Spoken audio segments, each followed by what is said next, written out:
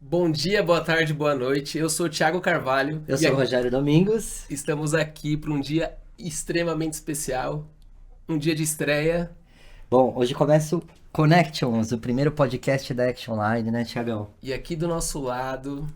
Já tem que gerar expectativa. É verdade, eu não vou falar, eu vou deixar que ele fale, mas vou dar uma dica. É um carioca, apaixonado por teatro, me corrija se estiver errado, Sim. ama exposições, e eu vou deixar aqui com ele. Amo o Rio de Janeiro, Com certeza. Sim. Não mas só também está apaixonado por São Paulo. informação de bastidores. Pô, que prazer estar com você, Lucas. A gente, claro, antes de ter esse papo com você, nós estudamos sobre o Lucas, né? Sobre a sua história e, pô, não poderia ser outra pessoa para começar o podcast conosco. Obrigado, fico honrado de ouvir, de ser recebido dessa forma. Agradeço demais o convite, para mim é um prazer estar aqui, contribuir com vocês nesse trabalho. Contem comigo, vamos nessa, acho que o papo vai ser ótimo. Tá bom, acho que para começar, vale a pena você se apresentar, falar um pouquinho, para quem Sim. não conhece ainda, de onde vem o Lucas, o que o Lucas faz nas horas vagas, quarta-feira, 8 horas da manhã, onde o Lucas tá. Cara, então, enfim, meu nome é Lucas Pinho, né? As pessoas me conhecem com esse sobrenome, eu sou diretor artístico, sou formado em teatro, trabalhei no audiovisual um pouco no Porta dos Fundos, dali migrei para música e tô na música até hoje, e hoje tenho uma agência de marketing e gestão de carreira, né? Que a gente fala gestão 360 artística, de carreiras artísticas voltada para música. Sou carioca, amo o Rio de Janeiro, morei em São Paulo um tempo também. Também gosto muito de São Paulo, acho que São Paulo tem um movimento cultural incrível. Eu adoro ir ao teatro, sou formado em teatro, então é um lugar que eu reseto a cabeça assim, um pouco. E acho que quem trabalha com criatividade, com arte, ter esses momentos de respirar um pouco, assim, sabe? De sair um pouco desse fluxo da cidade, para mim é muito importante. Cara, eu sou uma pessoa isso, assim, lá no Rio, eu gosto de ir pra uma roda de samba, praia, final de semana. Eu vi que ele tem uma tatuagem do Zeca Pagodinho. E outra da Moldover, né? Eu tenho o Zé como vão do lado do outro, assim, acho que fala um pouco sobre mim, assim. E eu tava pensando que ele comentou que ele morou em São Paulo num tempo de pandemia. E ele não viveu a cidade porque ele trabalhou demais. Sim. E eu esqueci de comentar com ele que quem tá em São Paulo normalmente não tem tempo pra não trabalhar, né? Sim. Então é muito trabalho mesmo. E eu queria saber se você gosta de polêmica, porque aqui a gente já quer começar com uma polêmica. Cara, eu sou um pouco traumatizado com polêmica, porque eu trabalhei, né, já com algumas cantoras pop, então, assim, polêmica é uma coisa que faz parte Tem da que minha gerenciar, vida, né? do meu universo, já há um tempo, assim. Mas todo mundo gosta, né, de uma polêmica. Assim. E até, antes de entrar um pouco na questão da polêmica, como que foi empreender, cara? Você sair desse... Cara, eu tô nesse momento, esse ano, né? A gente comecei esse projeto da agência com os meus sócios no final do ano passado, e a gente botou pra valer mesmo, tipo assim, botou a cara no mercado, anunciamos e fomos no meio do ano, desse ano agora. Então é uma coisa recente. É um desafio, mas sempre foi uma vontade. Eu acho que depois de um tempo já trabalhando na música,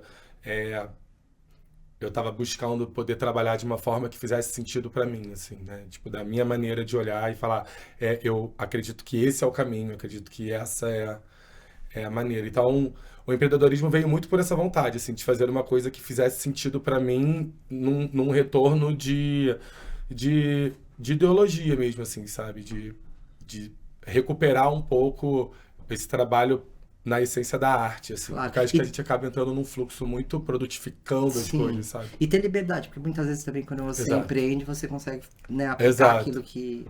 E tem sido um desafio, mas tem sido uma delícia também, porque acho que tira a gente de um lugar de conforto. Então, antes eu tinha uma preocupação apenas com o meu ofício, acho que agora a gente tem que prospectar, tem que ver se o outro departamento está funcionando, enfim, a gente está construindo um escritório, então tem essa coisa legal também de você ver a coisa ganhando corpo, né, ganhando um espaço. Tô bem animado. E o foco da agência, ela tá voltada pra música ou Isso, busca? para música. A gente faz tanto projetos especiais, então assim, lançamentos pontuais, eventos pontuais, quanto gestão de carreira 360, que aí a gente faz o envelopamento da carreira do artista, onde a gente traça um planejamento estratégico anual, estratégias, planos de ação, envelopamentos de cada lançamento, em relação com a assessoria de imprensa, gravadora. Então, a gestão mesmo da carreira, voltada para a gestão artística, né? Porque tem essa coisa do empresariamento, que você cuida do dinheiro do artista e tal. A gente não se envolve com essa parte. A nossa parte é só a carreira Porque, artística. de certa forma, o artista, ele não tá preparado pra isso, né? Muitas vezes quando ele estoura, Sim. né?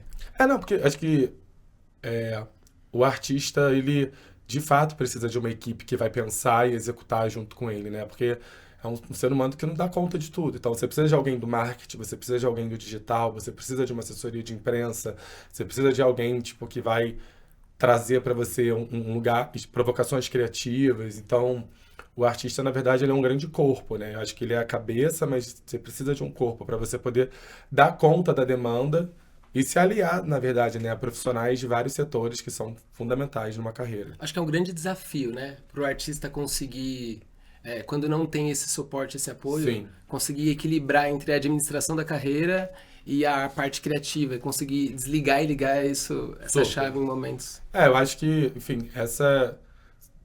E aí, eu acho que por isso que eu valorizo muito os artistas independentes, né? Porque são uma galera que tá ali na raça, que se vira, que faz tudo. Mas é fundamental você ter uma estrutura em volta de você que é isso, que vai pensar um plano de marketing, que vai pensar um plano digital, que vai pensar um plano de imprensa para que aquela comunicação daquele lançamento seja eficiente em todas as frentes. E muitas das vezes o cantor, ele tá pensando na música, ele tá pensando, né, tipo, na próxima música, num beat, né, tá estudando uma composição. Então você precisa desse ecossistema ali funcionando. E quando você fala em plano digital pro artista, que especificamente? Então, um plano digital é uma pessoa que vai traçar, por exemplo, né, vou dar um exemplo, vai fazer um lançamento de uma música. Então, o que a gente vai postar para anunciar aquela música? Vai ser uma foto, vai ser um Reels, vai ser uma live? Depois, no dia seguinte, qual é o post? Como que você engaja estrategicamente através das redes sociais, né? Então, você tem TikTok, Instagram, Twitter. Então, assim, como que você atua nessas redes estrategicamente para aquele lançamento? Então, quais são os conteúdos? Vai ter making off, vai ser um conteúdo de, enfim. E aí você traça essa estratégia entendendo a sua audiência, né? Como que você atrai a audiência para esse lançamento, como que você cria conexões. Porque antes eram as rádios, né, Sim. que traziam isso. Agora são as redes sociais, né? Ou ainda são as rádios? Não, eu acho que a rádio ainda tem um papel importante num sentido de popularização, porque, né, tipo, você pega um táxi, você pega um Uber, você tá ouvindo uma rádio, assim. Acho que a rádio também tem um lugar histórico na presença da música, que eu acho que, por mais que ela tenha sido um pouco, não esvaziada, né, essa não é a palavra correta, mas assim, talvez tenha perdido muito espaço para as plataformas de streaming como Spotify, Deezer, porque são aplicativos que você entra ali e escuta a música que você quer na hora que você quer. E a rádio não. Mas acho que a rádio, por um peso histórico que ela teve na importância da música e tudo, ela tem uma relevância ainda no sentido de encontro direto assim, com o público, sabe? Num lugar mais popular. Acho que ela alcança um lugar que talvez a rede não alcance. Exato. Além de dar talvez um... Puta, você chegou na rádio, né? Pode ter esse... Exato. Acho que tem E é um esse- lugar simbólico, Claro, sabe? totalmente Assim, simbólico. Tipo, é um lugar simbólico que eu acho, enfim, importante, assim. Faz parte também, acho que, da nossa história um pouco cultural também, enquanto Brasil, né? A gente tem uma maneira muito específica de se expressar artisticamente e de se comunicar também, né? Então, as rádios do Brasil têm aqueles programas específicos, tem, né? Não sei o que lá, vamos dar fofoca, depois outra brincadeira, não sei o que. Então, essa experiência do táxi com a rádio. Então, acho que tem o seu lugar ali. Mas é isso, mas acho que hoje a gente tem, quando você fala de um plano digital, é porque você tem uma comunicação muito direta com o seu público hoje através das suas redes sociais. Então, se você não atua de uma forma estratégica e planejada nessas redes sociais, você pode estar perdendo oportunidade, perdendo a sua audiência, né? Porque você tem que manter essa audiência, manter o seu engajamento. Então, para isso, tem uma métrica, tem um estudo, tem uma fórmula para para se aplicar. É interessante como as coisas mudam. Eu tava vendo, na verdade, ouvindo um podcast esses dias, que a pessoa fez uma relação que o Facebook era a discoteca de antigamente. Porque o Facebook hoje as pessoas se relacionam, elas se encontram, e a discoteca, cara, as pessoas combinavam de ir para determinado lugar, então o relacionamento é a discoteca. Tanto que assim, eu vejo menos casas noturnas quando você passa nas ruas, né? Sim.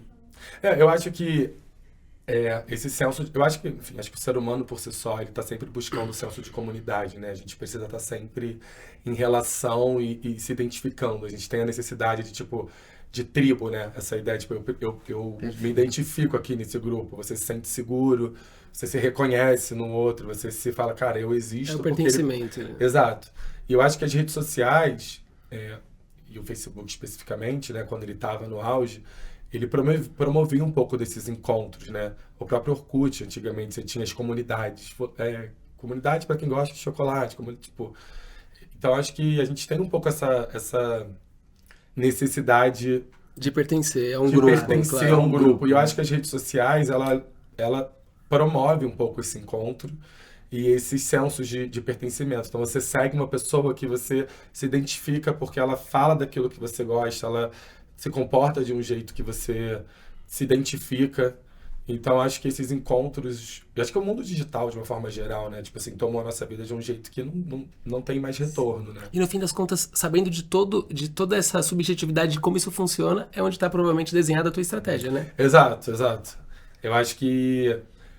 Uma coisa que é muito importante entender também é que, assim, cada perfil, né? Cada personalidade tem a sua maneira de se comunicar, tem o seu público específico. Então, bem tecnicamente falando, o que a gente faz é identificar qual é o seu público. Faixa etária, gênero, região, entender qual tipo de conteúdo que ele mais gosta na sua rede. Então, você consegue entender que, por exemplo, agora recentemente a gente fez um raio-x assim, do digital de uma artista nova na nossa agência, e a gente identificou que o público dela acompanhava até 4 segundos do conteúdo, depois abandonava. Sim. Então a gente consegue entender que eu preciso fazer alguma coisa nesses conteúdos para prender o público. Então talvez trazer o clímax do vídeo para o início.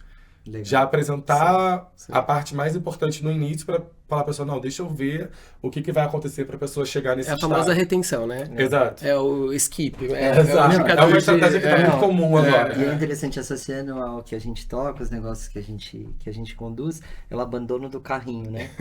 Que o cara tá lá no Exato. processo de compra, ele fica um determinado tempo no e-commerce e depois ele abandona. Ou seja, Exato. você tem que ter uma estratégia para reter ali, né? E eu vou... Mas eu acho que isso que ele tá comentando é legal, porque mostra um pouco também do quanto as pessoas estão mais imediatistas, né? Querendo rápido as coisas. Sim. Então, eu preciso trazer o meu melhor para impressionar nos primeiros 4 segundos, que é isso que vai reter, é isso que vai, enfim, Exato, garantir a exatamente. pessoa ali Exatamente. acompanhando. Vamos contar para ele vamos contar para ele a experiência que a gente teve com a questão dos áudios, das músicas, das criações das músicas que a gente até pesquisou. Das criações de música com IA? Com IA. Bom, Cara, como que é chegamos isso nas pra polêmicas. você? Chegamos nas polêmicas. Como que é isso pra você? Cara, então, quando a gente fala da criação da música por IA, ela acaba passando por uma esteira operacional, assim, trabalho, que não é onde eu atuo especificamente, porque eu não faço as músicas, né? Ah, Mas, obviamente, o meu trabalho, ele tá muito relacionado com isso. Eu acho que é um assunto bem complexo, né? Porque a gente tem uma certa distorção um pouco do uso da inteligência artificial, né? De que é um uso que, digamos assim, eticamente falando, a gente deveria entender como uma ferramenta e não como uma totalidade, né? E, enfim, eu acho que eu acho que a gente está num momento da contemporaneidade desse debate. Então, acho que ainda tem muitas perguntas mais do que respostas sobre o uso da inteligência artificial, e acho que a gente está num período de experimentação, né? A gente está experimentando, e acho que a partir daí a gente começa a identificar os limites que estão sendo ultrapassados, os limites que não, e limites que estão sendo ultrapassados que são muito perigosos de serem ultrapassados. E quem afeta, né? E como que a gente cuida de quem está sendo Exato, afetado. porque atinge diretamente uma parcela da população, principalmente de artistas, Claro. de produtores musicais, de músicos, porque você fazer uma música, né, você tem enfim, tem um trabalho de composição, de buscar elementos e tudo. Quando você entrega para uma inteligência artificial, e a inteligência artificial, na verdade, ela funciona a partir de um alimento de músicas que já existem. Claro. Então você coloca assim, eu Total. gosto, eu quero essa música, ou esse instrumento, e ela vai te dar uma sonorização. Então, de alguma forma, você está criando a partir de criações, né? Óbvio. O que é muito complexo também, né? Você meio que anula um pouco a propriedade intelectual, né? De você ser dono de uma ideia, que você cria uma ideia a partir dela. Pode Você falar. falou uma coisa na fala que me chamou a atenção, que é usar como ferramenta e não como totalidade. Vou falar o que eu entendi e você me falar se eu tô certo. Ferramenta no sentido de apoiar o processo criativo e não como totalidade de criar do zero uma música em 3 Exato, segundos. exato. É disso que você tá falando? Exatamente. Vou trazer para o meu campo, tá? Assim, como que eu uso a inteligência artificial hoje? Tento aplicar. Porque tem uma coisa também que é assim, a inteligência artificial, ela já está posta. Então, eu acho que a gente já passou do lugar da negação. Não vai dar, não tem mais como você falar assim, vamos acabar com a inteligência artificial. Eu acho que esse cenário já não é mais possível. Então, acho que agora a gente está entrando no cenário que é extremamente necessário, que é de regularização disso, né? De trazer leis que possam proteger os profissionais, enfim, de um lugar ético da utilização da ferramenta. Mas te respondendo, eu acho que é exatamente isso, assim. Para o meu campo, por exemplo, o que eu faço muitas das vezes eu quero te apresentar uma ideia de como vai ficar uma imagem, de repente, né? De fazer um clipe. Então, antigamente a gente montava um mood board, que a gente mostrava muitos elementos que trouxessem um pouco do que seria aquilo. Então, imagens de um cenário parecido, imagens de uma fotografia parecida, cenas de filmes que tivessem jogos de câmera parecidos. E aí você Referências, consegue né? ter uma ideia Claro, daquelas perfeito. referências de como vai ficar, mas não exatamente como vai ficar. E isso gerava algumas vezes dentro de um set de filmagem assim, eu pensei que seria desse jeito. Claro. Eu achava que... Porque a gente está trabalhando com referências, né? Hoje, a inteligência artificial, você consegue fazer um mood board exatamente do desenho como vai ficar. Você consegue fazer... Obviamente, você consegue fazer um 3D de um cenário. Claro. Mas a inteligência artificial vai te dar assim. Hoje você consegue fazer um mood board com a cara da artista em todas as cenas que vai ter no clipe. Então, ela consegue ver exatamente ela nessa cena, com aquele cabelo, com aquela peruca, naquela imagem. E eu tive duas experiências legais, assim, quando a gente fala da utilização da inteligência artificial com moderação, vamos pensar assim, né? Minha esposa, a gente precisava tirar uma foto de um ambiente onde não podia ter os móveis. Cara, ela foi, tirou a foto certinho e pediu para tirar os móveis. Ficou perfeito. Perfeito. Um outro ponto que você colocou que eu acho que é interessante também. Se não tivesse inteligência artificial, você ia ter que arrastar todos os móveis, né? Olha ali. Pouco provável, com a minha força. Mas aí, Lucas, trazendo um pouco para os negócios que a gente acaba também atuando, dentro do ecossistema, né, a gente também tem uma empresa chamada Toolkit, que a gente desenvolve softwares que foram criados dentro da nossa companhia e que hoje a gente comercializa também. Então, muitos protótipos nós fizemos para o front-end, para pelo menos a gente ter uma ideia daquilo que a gente ia construir, só que depois você precisa de um back-end de programador, que é fazendo, quando a gente associa isso a arte, né, a música, muitas vezes para o artista, ele também tem acesso a uma inteligência artificial que vai potencializar né, a criatividade dele. Eu acho que ela acho que a palavra certa é essa, é usar com moderação, né? Usar como uma ferramenta que auxilia o seu trabalho e não você simplesmente anular todo o seu processo artesanal, porque eu acho que a arte tem esse lugar também de ser algo que artesanal, não no sentido de criar uma canequinha, mas assim, no sentido de você botar a mão, repetitiva de um lugar de pesquisa, de você fazer com a sua própria mão, de você se revisitar e tal, você experimentar lugares. Então, acho que a inteligência artificial, como uma ferramenta nesse sentido, ela é excelente. O problema é quando você anula todo esse processo e fala, pum, meteu. E aí eu acho que é um processo muito cruel também, eu acho, assim, com os artistas em si, porque anula o seu exercício, na verdade, né? Porque o artista, de alguma forma, ele tá conectado com o seu tempo, conectado com as suas referências, conectado com as suas experiências de vida. Eu acho que a inteligência artificial, por mais que você narre essas experiências para ele te dar alguma coisa que junte tudo isso, cara, não tem essa, sabe, Eu acho que essa não. memória, Nós essa estávamos experiência de falando hoje vida isso, para né? te dar um retorno que está conectado. Eu falo muito isso, assim, para os artistas lá da nossa agência. Eu busco sempre trabalhar com os artistas e fazer com que eles entendam que eles são a matéria-prima deles mesmos, assim.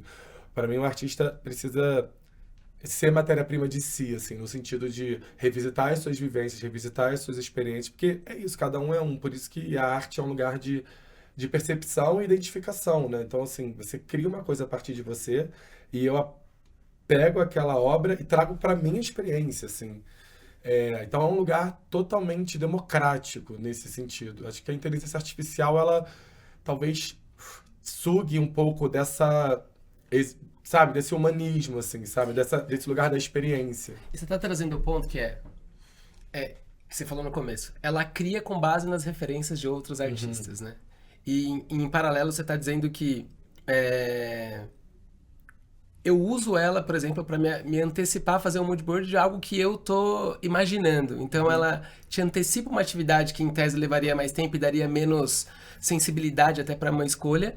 Só que de uma certa forma, o artista com o olhar, mesmo usando a inteligência artificial, ele consegue propor um novo olhar. A inteligência artificial, ela tá limitada, ela não vai conseguir trazer algo que seja uma referência dela mesma. Ela vai ter uma referência com base em outras e não tem essa sensibilidade do artista que está desenvolvendo. Então eu acho que no nosso mundo é muito parecido. Sim. A criatividade, no fim das contas, os caminhos que a gente busca, ele vem da nossa criatividade. E a gente vai usar a máquina para cortar caminhos, para potencializar, para dar velocidade, enfim. Para ganhar produtividade. A gente Sim. usa. Quando a gente fala de inteligência artificial para o nosso negócio, a gente tem a consciência que a substituição pelo humano, ela tem uma certa complexidade. Todo mundo, né, acredita nisso, que nessa complexidade, por exemplo, para você às vezes conseguir resolver problemas complexos, né, quando a gente reforça a questão do atendimento, de uma venda, né. Thiago, sabe uma coisa que eu lembrei, que você tinha comentado, Lucas, com relação ao Spotify, ele fez um filtro, né, para conseguir entender as músicas que estavam... Sim. sendo produzidas através de inteligência artificial, né? E os caras criaram um código lá para se preparar para isso, né? Sim. Na verdade, o Spotify está fazendo isso, outras plataformas estão fazendo isso também, que é tentar identificar os produtos que estão lá dentro com inteligência artificial. E acho que eles fizeram uma limpa, mas acho que agora também está rolando um movimento de, tipo, talvez não conseguir mais retirar essas músicas, porque é um fluxo também que não vai dar conta, mas eu acho que agora eles estão talvez limitando o alcance dessas músicas, colocando essas músicas de uma maneira que elas não conseguem ser tão divulgadas, ser tão trabalhadas, ser tão exploradas dentro das plataformas. Eu acho que tem um ponto aí que é interessante a gente trazer, que vai um pouco antes da inteligência artificial e que eu acho que soma com a inteligência artificial e cria essa complexidade toda nas plataformas, que é assim, quando a música vira produto, quando a música entra no Spotify, entra numa Deezer, entra nesses streams de música, a gente está transformando a música em produto, né? Tipo assim, ela vira um produto de compra, ela vira um produto de você botar ali e ganhar dinheiro com a utilização daquela música. E quando isso acontece, eu acho que começa... Hoje, eu estava até conversando isso com o meu sócio, passou um tempo que as pessoas estão jogando as músicas, estão lançando música uma atrás da outra, porque aí você precisa... Tem uma métrica que, assim, o artista precisa ter constância no lançamento para que o aplicativo entenda que o engajamento dele lá dentro é alto, então a música dele vai ser distribuída melhor. Como funciona no Instagram e tudo mais. Isso transforma a música num produto e isso faz com que os artistas tenham que lançar sem parar. E uma vez que acontece isso, você tem uma ferramenta que vai produzir músicas aleatórias, que não necessariamente têm crivos de qualidade, tem alguma questão ali conceitual ou alguma questão artística, realmente falando, mas ela tá ali a serviço apenas de repente, viralizar e você ganhar um dinheiro. Então, uma coisa que estava acontecendo muito era um artista lançar 5 músicas de uma vez, que são a mesma música. Aí ele muda o BPM das 5. Tá. De inteligência artificial. Que aí você tem uma música, bota a inteligência artificial assim, me dá 5 versões dessa música com um ritmo diferente. E você joga lá dentro. E isso estava viralizando muito no TikTok, por exemplo. Então, muita gente está fazendo isso. Então, acho que quando o Spotify começa a fazer isso, de alguma forma, eu acho que é tipo assim, olhar para um problema que já estava acontecendo antes, que dessa enxurrada de lançamento, muita gente soltando música o tempo todo, dá um certo descontrole um pouco nisso, assim, até para os artistas. E de certa forma é uma proteção para a plataforma? Exato. Porque se você coloca muita sujeira lá e as pessoas começam a ser direcionadas para música sem qualidade, em algum momento elas perdem o interesse da plataforma e saem, né? Porque o algoritmo, ele quer ver frequência, né? Exato. Quer ver volume, quanto mais está produzindo.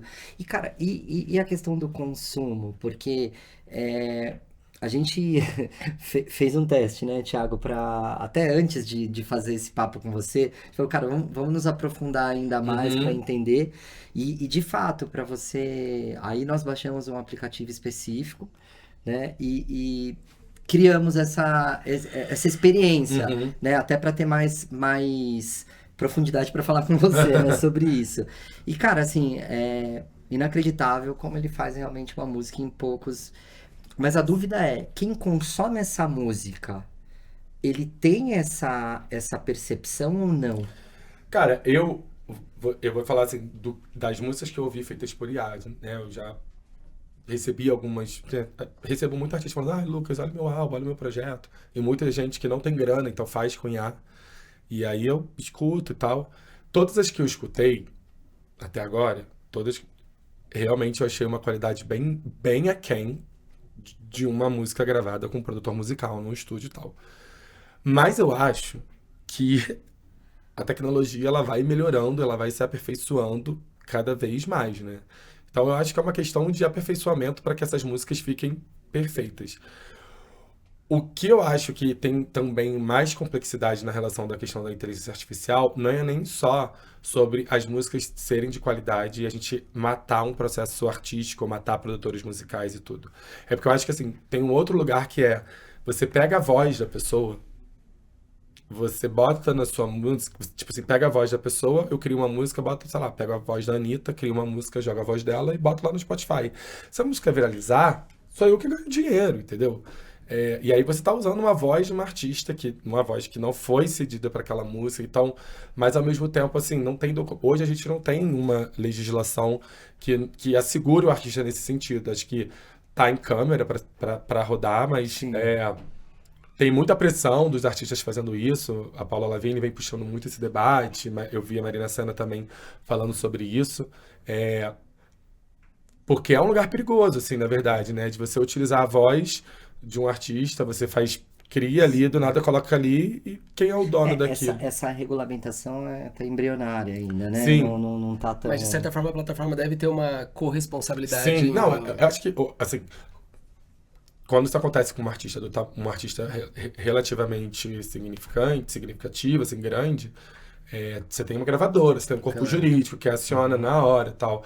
Eu falei de gravadora, é legal pontuar também que, eu não sei se todas as gravadoras, mas a maioria delas hoje, elas têm uma regulamentação de que elas proíbem todo o uso de inteligência artificial. Então, assim, nem pra capa do single eles aceitam você fazer hoje de inteligência artificial. Putz, é verdade, né, cara? Porque tinha a integridade, né? Mas a capa dos discos, cara, era uma obra de arte, né? Sim. É verdade, a parte, né? Eu tava vendo, falando sobre o Spotify, que ela lançou mais ou menos um mês atrás no newsroom deles, falando sobre uma aliança que o Spotify fez junto com Warner, Sony e Universal para criar um grupo de discussão mesmo sobre o uso da IA, inclusive tentar, de certa forma, organizar todo esse processo, e aí, óbvio, no material que eles publicam, dizendo que muito para proteção ao artista. Sim. Mas acho que tem uma proteção mútua aí entre o artista, os produtores, as gravadoras. Eu acho que, assim, vou ser bem honesto com você. Eu acho que o que move esse encontro, o que move, talvez, essa velocidade das instituições é o bolso. Porque, de fato, se não tivesse sendo uma ameaça econômica na indústria e fosse só uma questão artística, que fosse só uma questão de matou o processo criativo ou tirou dos artistas a possibilidade eu acho que não estaria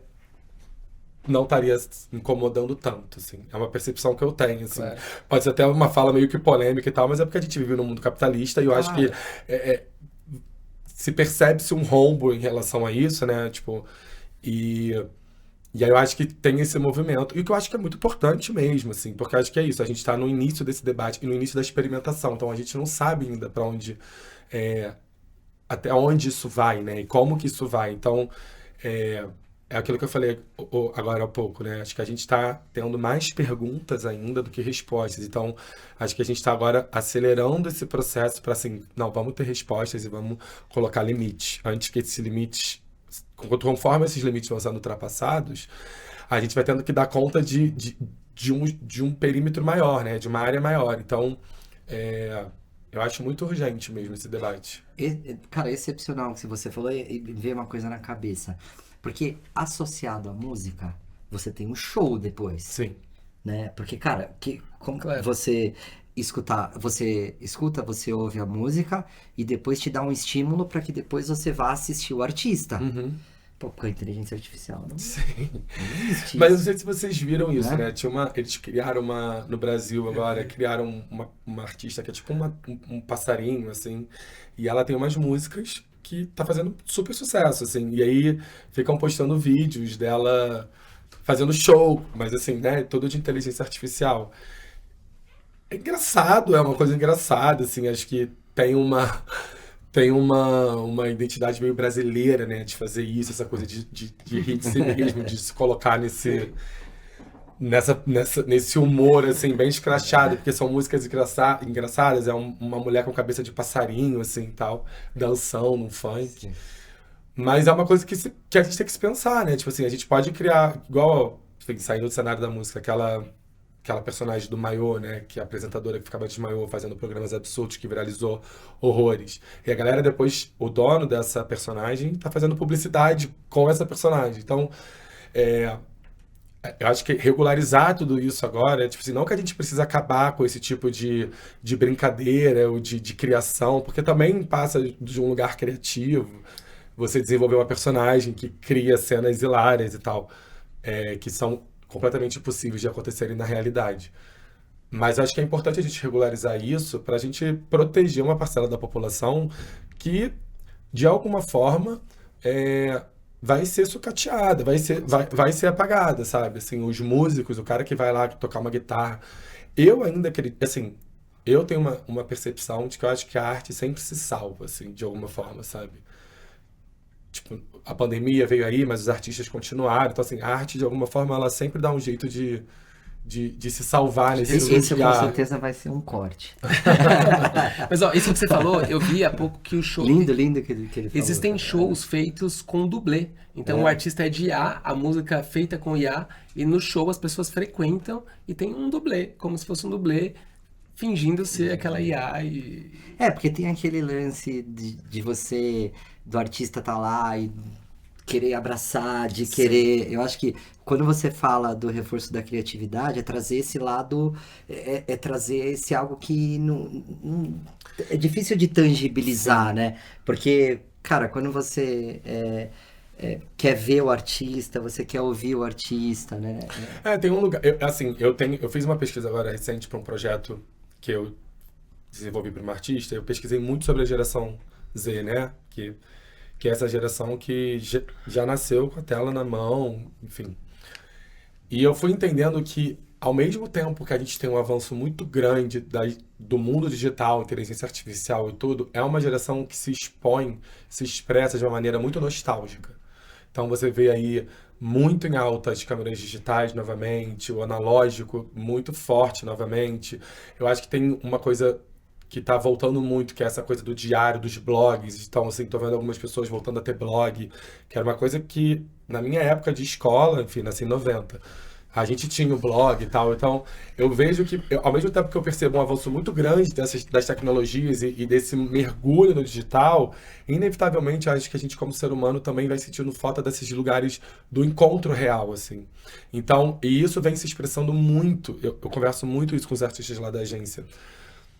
Eu acho que isso vem refletindo muito nos trabalhos artísticos. Então, você pode ver que começou um processo que todo artista agora praticamente está fazendo uma audição do seu álbum com seus fãs, numa sala, num estúdio, porque os fãs estão... E o artista também.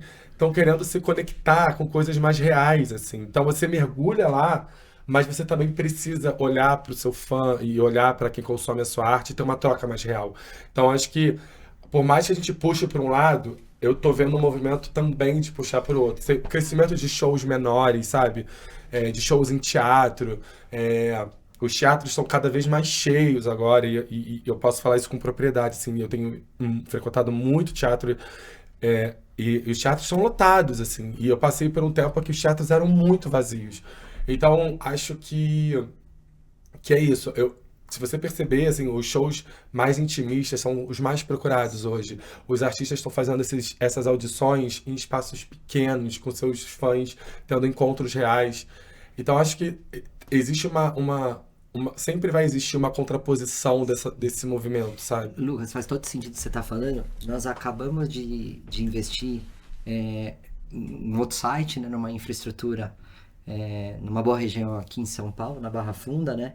E surpresa, a gente, quando o teatro que os caras estão fazendo no site, na Barra Funda 4, pô, aí a gente teve uma surpresa, porque nós pensávamos que era um auditório, né? Então eles fizeram esse empreendimento, mas aí eles separaram um espaço para fazer um teatro. Acho que é um prédio comercial super moderno, mas tá lá um teatro pensado nesse ambiente. Mas isso que você tá falando, cara, eu acho tão bonito. Eu fiz esses dias numa apresentação de circo, e aí acabou, sabe, quando você tá, tipo, muito impressionado, e você fica ali uns 2, 3 minutos só digerindo tudo que você consumiu. E aí eu olhei pra Adriana e falei, cara, isso aqui nunca vai morrer. A IA nunca vai... Não vai. Né? E outra coisa que isso me remeteu a uma coisa também que é... Acho que nesse mundo de tanta produção, com tanta perfeição, indo na linha e conectando com o que a gente vinha falando, porque a arte, ela não é linear, né? A arte, para ser bonita, ela pode ser de várias formas, né? E, de certa forma, na medida que a gente tem tanta IA, que de certa forma segue uma lógica de criação, talvez o que vai ser bonito é a imperfeição, né? Exatamente. O que vai saltar aos olhos vai ser o... Exatamente. E isso é muito rico, né? Exatamente. Você falou exatamente tudo, assim. Eu acho que eu acho que a IA, ela traz um resultado muito imediatista pra gente. O que potencializa ainda mais essa coisa do make it work. Vai, entrega. Essa lógica do mercado de que o artista precisa entregar. E aí você vê, por exemplo, artistas como a Rosalía, que sai desse desespero do mercado, de que ela tem que entregar o tempo todo. Ela entrega um álbum, é um sucesso, faz uma turnê, acabou, sumiu. E aí ela volta agora com outro álbum de música clássica, com uma orquestra, com um trabalho, assim, muito rico, conceitualmente falando e sonoramente falando. E aí todo mundo vai desesperado, porque é isso, a gente está carente dessas experiências que tem um mergulho de profundidade, sabe? Que tem uma sonorização. Quanto que todo mundo reduz tudo numa inteligência artificial, ela vai trazer uma orquestra para dentro de um estúdio para tocar com milhões de pessoas. Então, aquilo que eu falei de que a arte sempre dá um jeito de salvar, é porque no final, não é que ela dá um jeito de salvar, é que a gente procura esse lugar como um respiro, assim. É como se você tivesse saído um pouco de um lugar fechado e falar, não, agora eu preciso dar uma respirada, porque no fundo a gente é humano, né? Então a gente tem essa tensão. Agora, falar uma coisa que a gente estava falando sobre as capas do single. Quando a gente foi fazer o último álbum da Luísa Sonza, que eu trabalhei com ela há bastante tempo, o álbum dela, Escândalo Íntimo, que foi um grande sucesso, essa coisa da inteligência artificial estava começando ali a chegar como uma novidade, nem tinha gente no Brasil que ainda utilizava a ferramenta e tudo, e a gente descobriu uma artista russa, eu acho, que estava experimentando imagens e coisas e tal. E a gente fez o álbum da capa com ela. E a gente foi massacrado no Twitter, assim, né? Todo mundo reclamou muito. Ah, que absurdo, isso não é arte, que não sei o quê, não. E foi uma grande polêmica, assim, na época.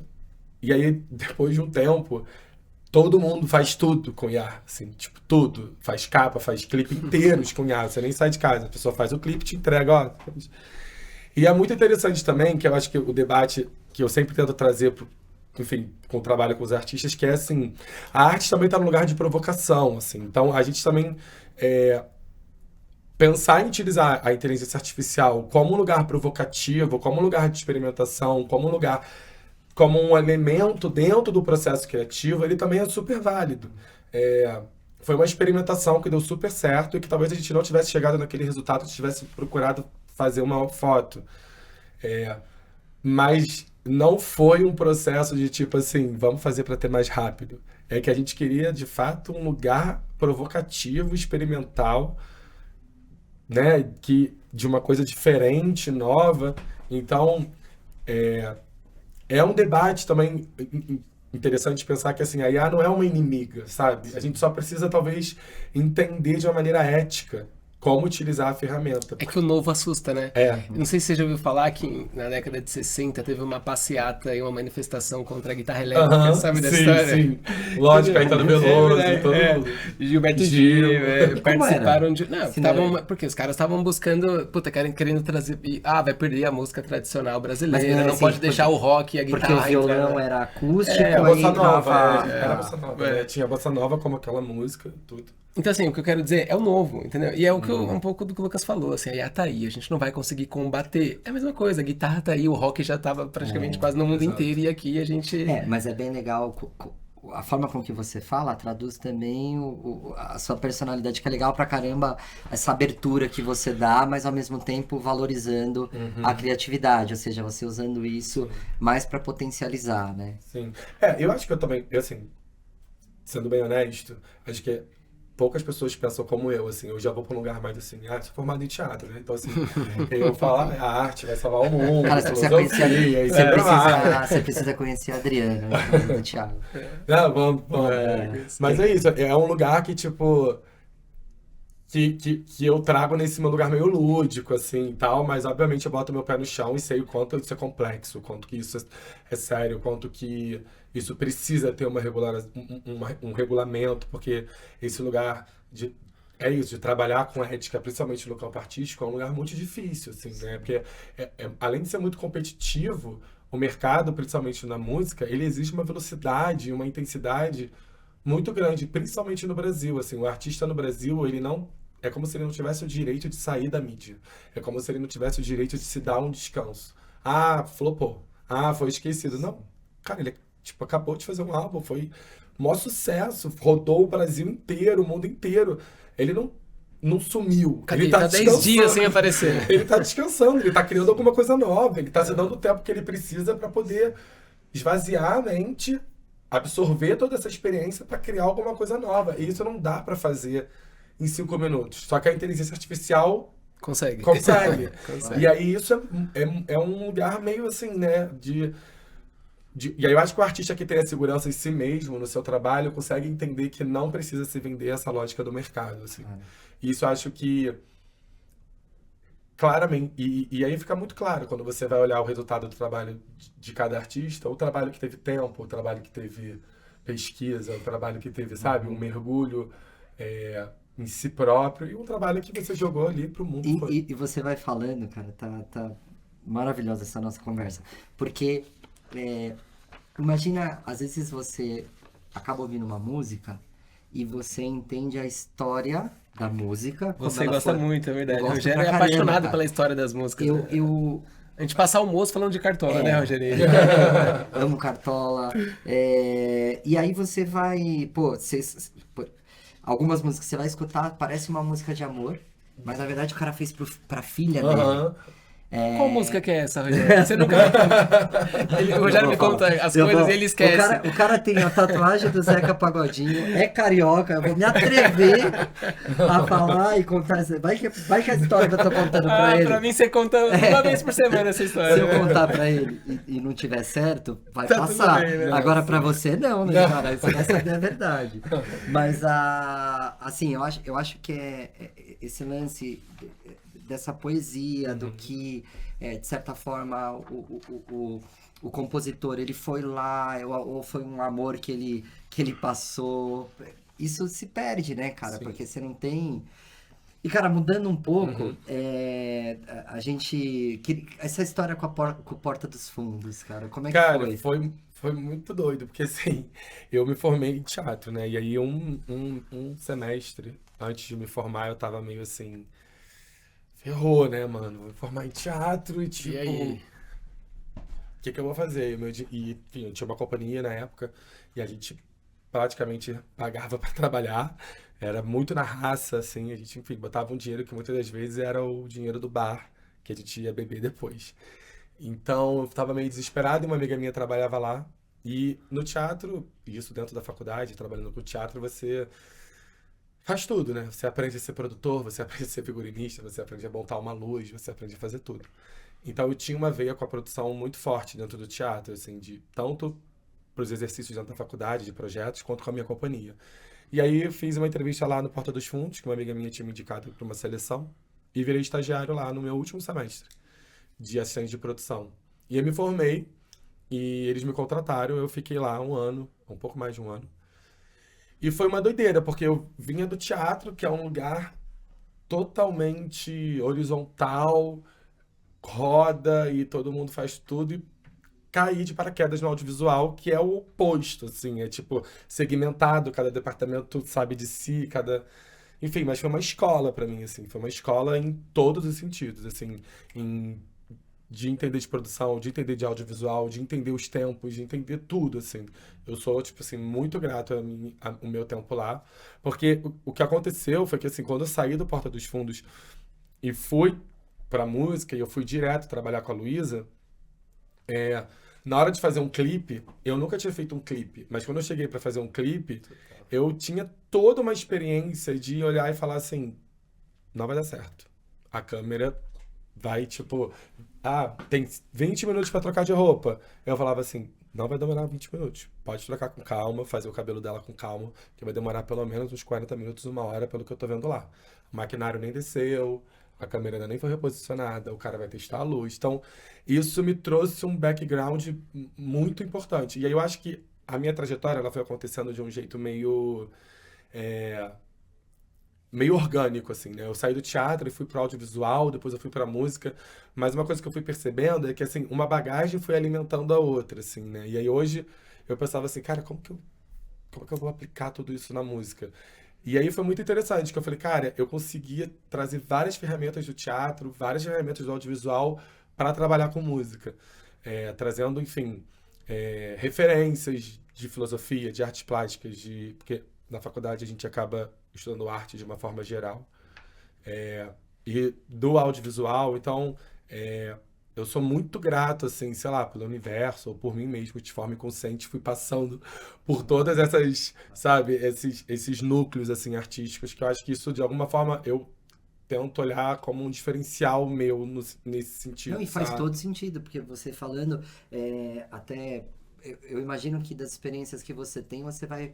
É como se você fosse pegando da prateleira, Aham. né? Começou hoje. Né? Exatamente. A gente tava no almoço, você falou isso. Porque pra gente é muito parecido. Eu e o Thiago, a carreira, né, a nossa carreira, a gente teve a oportunidade também de passar por diversos subsistemas, né? E você sabe, Lucas, que isso é algo, cara, que a gente tem bastante dificuldade pra passar pra geração Z, né? Porque os caras acabam, não que seja errado, mas acabam sendo mais imediatistas, Uhum. né?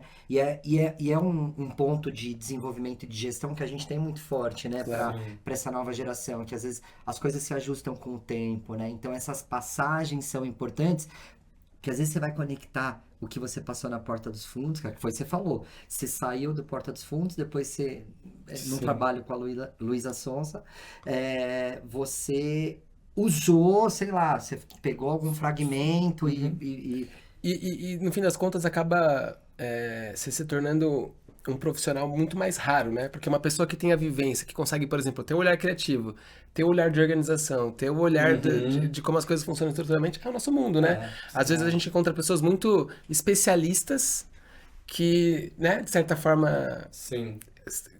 entregam ali o começo e o fim, mas que não tem esse olhar mais empático, Sim. esse olhar holístico das coisas e no nosso mundo isso que muda é completamente. muito adaptado ao que você Exatamente falou o que ele falou. da criatividade, que o cara tem que ter um momento para ele, né, muito embora tem coisas que você tem que decidir rápido, mas quando você decide rápido, você tem que pegar alguma coisa da prateleira, Sim, né? sim. Porque o mundo organizacional, cara, eu falo que eu tenho como conceito que tem profissões que só mudam o arroba, que as coisas são muito parecidas, cara. Sim. Então, as formas de resolver, muitas vezes elas são as mesmas, Sim. né? Só que você tem que ter uma leitura de cenário, né? Trazendo Sim. para sua... Aham. Tem que ter uma leitura Sim. de cenário para você tomar as decisões, né?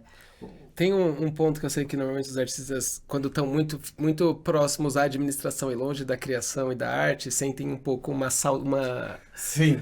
Como que você tá? Porque eu entendo que a Porta dos Fundos foi, de certa forma, o que te tirou um pouquinho da arte, te trouxe um pouco pra parte mais Sim. administração, organização do negócio. Sim, porque ali no Porta eu tava em produção, então assim, fazia...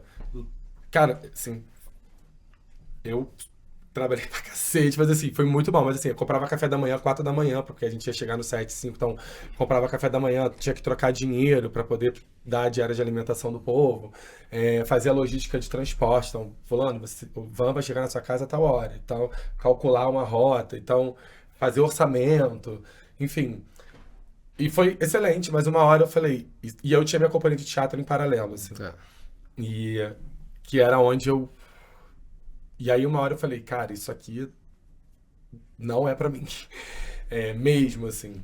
E aí, não, enfim, porque o audiovisual tem um jeito específico do audiovisual que não funciona muito pra mim. E aí eu falei, cara, eu vou sair daqui, vou montar uma produtora e vou nisso. Vou montar uma produtora cultural, pegar editais e tal. Só que assim que eu saí, começou essa história da pandemia e aí meu chefe na época falou, olha, eu tô indo para uma agência que tá abrindo um departamento de empresariamento que vai gerir carreiras e tem que contratar 2 pessoas. Ele contratou eu e a minha melhor amiga hoje da vida, assim. E era eu e ela. E aí, alguns artistas, um desses era a Luísa. E aí, rapidamente, eu fui para fazer um clipe com a Luísa no México. Só eu falava espanhol, ele falou, não, vai, Lucas. Eu fui. Quando chegou lá, eu tinha um domínio do site muito bom, assim. E aquilo foi muito bom. E acho que ali a gente falou, cara, acho que vai dar bom se a gente trabalhar junto. E aí o meu trabalho com ela começou assim e a gente foi indo. E foi dando muito resultado, assim.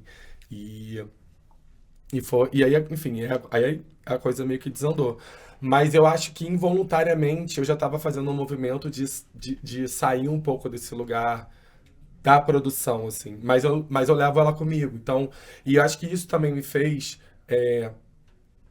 não ser um diretor criativo e ser um diretor artístico, que acho que tem uma diferença em relação a isso, que acho que é válido colocar aqui para vocês. Qual é, cara? Também, então. O diretor criativo, ele tá preocupado unicamente, exclusivamente, com o tempo dele em criar, achar referências, produzir uma imagem, produzir um conceito, uma imagem que seja sobre aquele produto, né? Ou aquele artista, aquele lançamento, aquela era.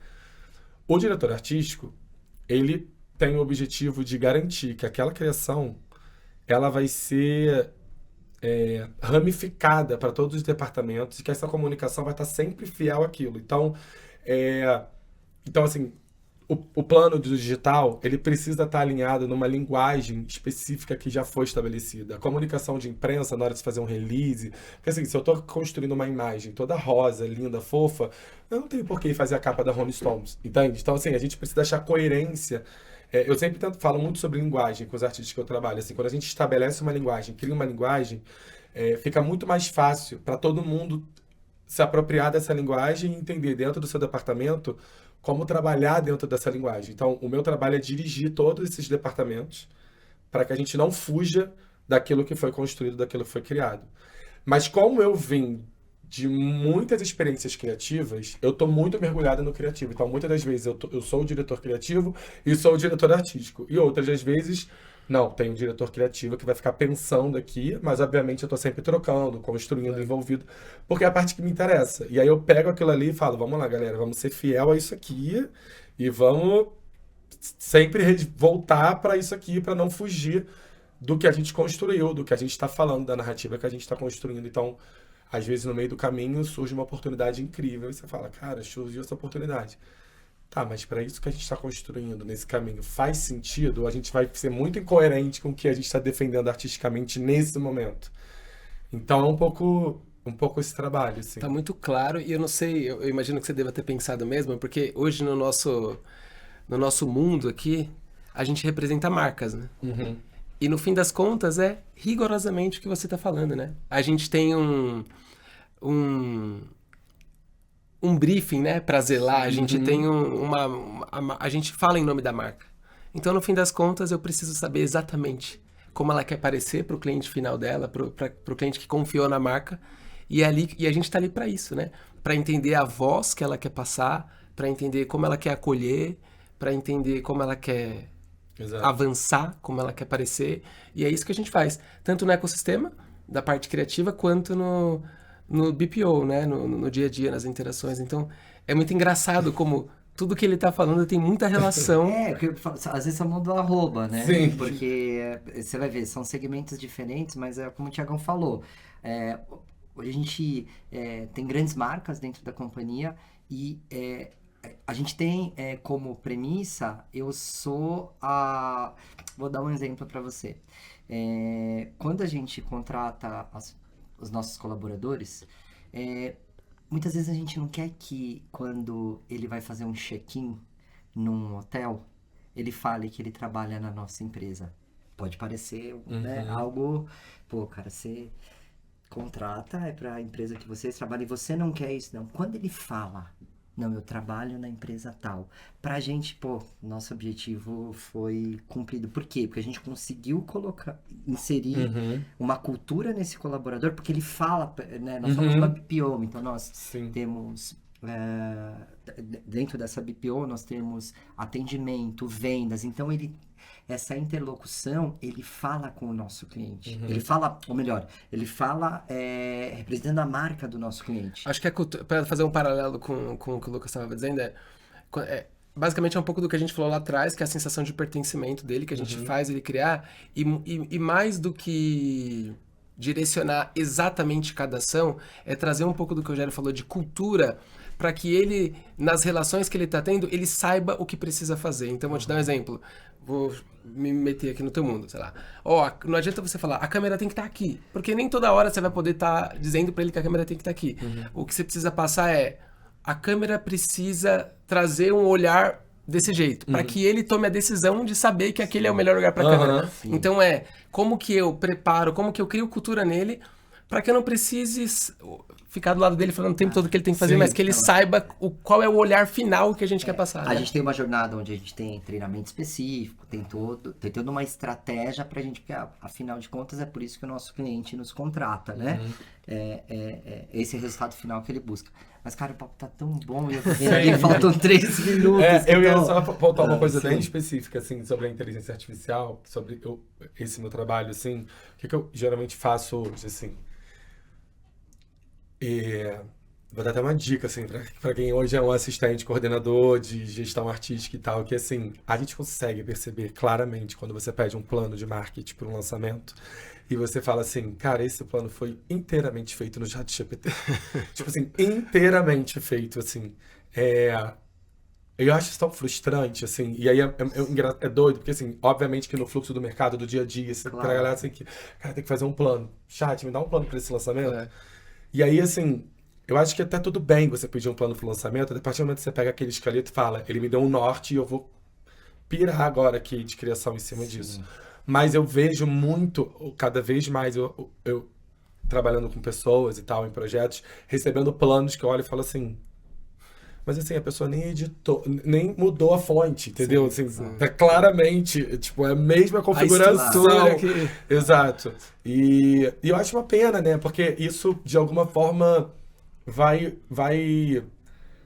deixando tudo muito igual, né? Aí tá todo mundo fazendo a mesma coisa, assim. E daqui a pouco a gente tá todo mundo fazendo as mesmas ações, todo mundo repetindo. A gente já faz muito isso, né? Alguém faz uma coisa que funciona muito, todo mundo repete aquilo até esgotar e vamos para outra. Mas isso é uma coisa que vem me preocupando, assim. Eu tenho visto muitos planos de marketing, muitos planos artísticos de carreira feitos por inteligência artificial e o quanto que isso está padronizando, Sim. sabe? Assim, Sim. e tirando a identidade, assim, da galera. E isso é uma das coisas que a gente defende muito lá na agência, que é, tipo, a gente desenha um modelo específico para cada artista. Porque cada artista, o principal dele é a singularidade dele, assim. O que vai mais fazer a diferença na carreira dele é ele ser o que ele é. Que ele pode ser parecido com alguém, mas se ele for o que ele é, ele vai ser único. Então, esse é um grande Que é verdade, né? Você tá falando de verdade, né? Exato. Isso é verdade. E isso é uma das coisas que a inteligência artificial tem me assustado um pouco também, assim, falando na parte prática do meu trabalho, não só na parte criativa, mas quando você faz da ferramenta única coisa, sabe? Assim, Claro, o cara usa como um padrão para tudo, mas você sabe que a gente fala bastante sobre isso, né? Nos nossos momentos de reflexão, porque meio que esse excesso de informação também ele te congela, né? Porque tudo você tá consumindo, alinhar, tudo. Aí na hora que você precisa congela, cara, Sim. porque tem até um diretor nosso que fala, né, que muita informação congela, sim. né, se você trata com muitos dados, às vezes você tem que simplificar isso. Eu acho que esse ponto que você traz correlacionando a criatividade, de você receber e você já conseguir, pô, cara, isso aqui foi feito por IA. Isso. Agora, senão a Laís Não, vamos lá, eu vou vamos ter lá. que. A gente vai fazer aqui algumas perguntas para ele, mas eu vou ter que ler essas perguntas aqui, porque eu não lembro de todas. Enquanto você tá pegando aí, eu só ia perguntar pra ele qual música, na sua opinião, a IA jamais conseguiria ter criado? Isso. Eita! É uma só. Uma só que a IA jamais teria conseguido criar.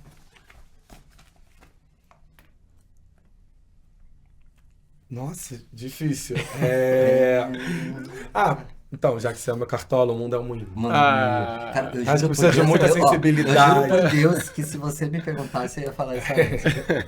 Cartola, Não, isso é- o mundo é um moinho. Acho que essa é. música, enfim, É. a maneira como ele escreve, o que ele narra é tão impactante, tão forte, tão subjetiva mesmo. Mas, agora você sabe que a história dessa música é pra filha dele, né? Então, Ou não? Ou me contaram errado e eu tô contando isso pra... Eu tô contando essa história. então essa nunca se sabe, né? É. Mas assim, a história que eu sei é que essa história aí é mentira. Ixi!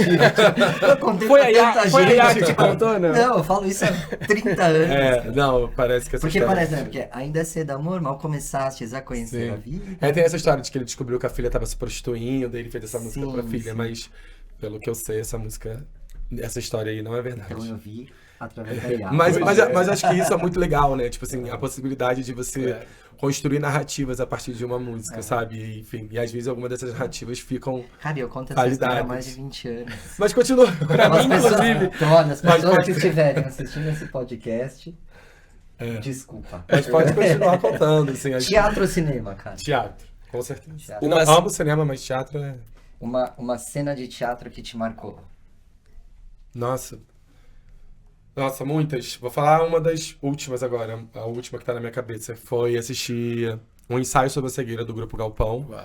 Tem uma cena lindíssima que tem um momento que as mulheres vão pra ala dos homens para poder, enfim, se servirem, para poder voltar com comida e se entregarem lá para eles sexualmente. Aí no espetáculo eles botam umas atrizes. Você tem o público participa da peça, né? Eles botam o público vendado durante a peça. E aí esse público volta com as atrizes e elas se limpam assim com os panos. E é muito lindo porque você vê as atrizes e as não as atrizes se limpando. E aí é um encontro de mulheres, né? Porque não tem mais ali atriz e público. Então foi uma cena bem impactante, muito, muito bonita. Eu tô marcando aqui pra eu não fazer a mesma pergunta. Se você criasse uma peça sobre a sua vida, qual título seria? Nossa! Nossa, difícil. Nossa, me pegou agora. Acho que eu vou botar uma frase. Uma coisa é uma coisa, outra coisa é outra coisa.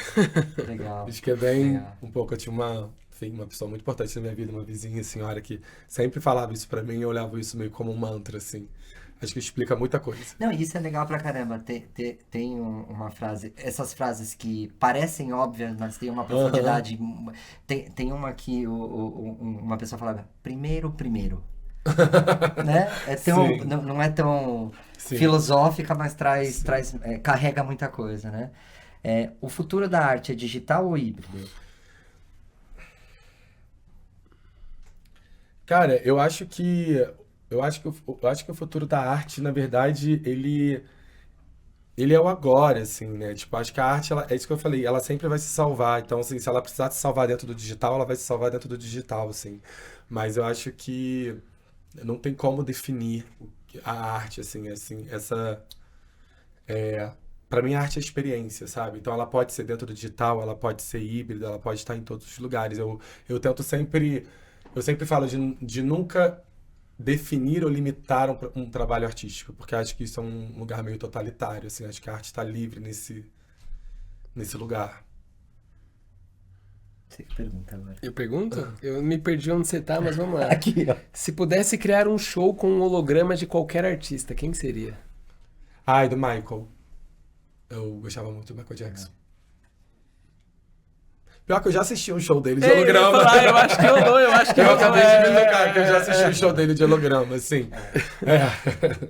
Mas esse é legal, né? Mas um showzão, assim, que eu assisti um musical. Acho que tem Elvis Presley também, não tem? Cara, tiveram alguns, eu não vou lembrar agora, mas tiveram alguns. Se você pudesse projetar o futuro, como imagina a convivência entre artistas e inteligências artificiais daqui a 10 anos?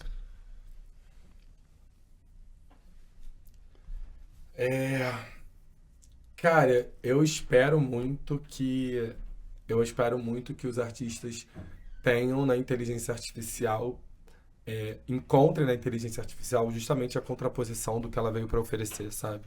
Sabe quando você recebe uma coisa e fala assim, deu muito ruim, vamos mudar? Eu espero que a inteligência artificial faça os artistas entenderem que eles não precisam correr. Que o fato de você ter acesso a algo que te entrega muito rápido é o que vai fazer você fazer ele devagar. Eu espero que seja essa a relação. Outro corte muito bom. Cara, que prazer, Poxa, prazer foi meu. ter passado essa tarde aí com você.